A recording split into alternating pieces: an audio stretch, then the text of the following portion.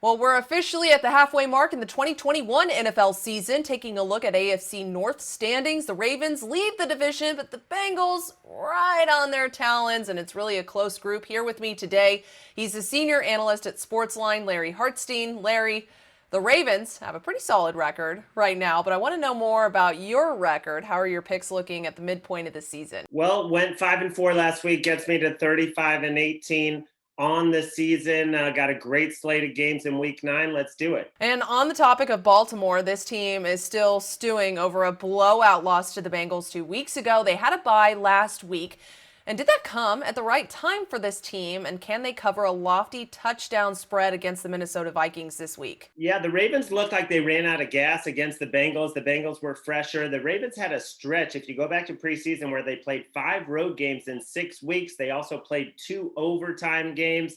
And then it all came to a head against the Bengals. So, yeah, I think it was a perfect time. And if you look back at John Harbaugh before the bye and after the bye, before the bye, 49-39, after the bye, 80-40. So, yeah, this is a coach, when given extra time, can make the adjustments. In this matchup, I mean, Minnesota in disarray after losing to Cooper Rush at home.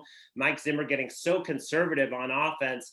And they give up 4.6 yards a carry, which is going to spell trouble against the Ravens and their rush defense. This line on the move, it was 5.5. It's up to Ravens -6.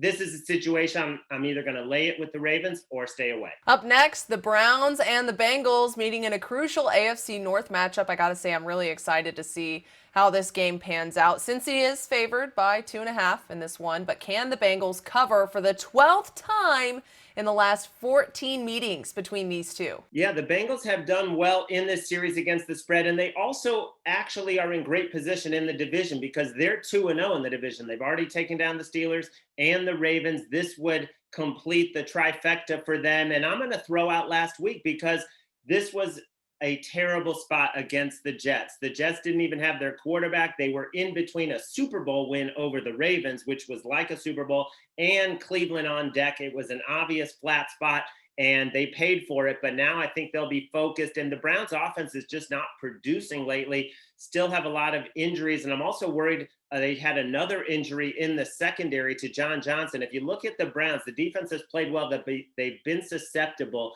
to receiving cores with a ton of speed, like the Chiefs, like the Chargers, like the Cardinals. And now you have Jamar Chase, Tyler Boyd, T. Higgins, a very explosive passing offense. I'm going to lean Bengals at under a field goal. And finally, the Steelers are finding themselves back in contention after a dreadful 1-3 start. But can they take care of business this week against rookie Justin Fields and the Bears, happening Monday? It does look like a smash spot, but you got to hold on because the Steelers, as favorites, have not covered once this season. 0-3 against the spread against those, and twice they lost outright. Now, there was that game at Denver where they actually closed as the underdog when Bridgewater was available. So that game was almost a pick 'em, and they did eke out that game, but Denver was threatening as it ended. Basically, you don't want to lay a lot of points with an offense that is so limited. And even last week, 15 points.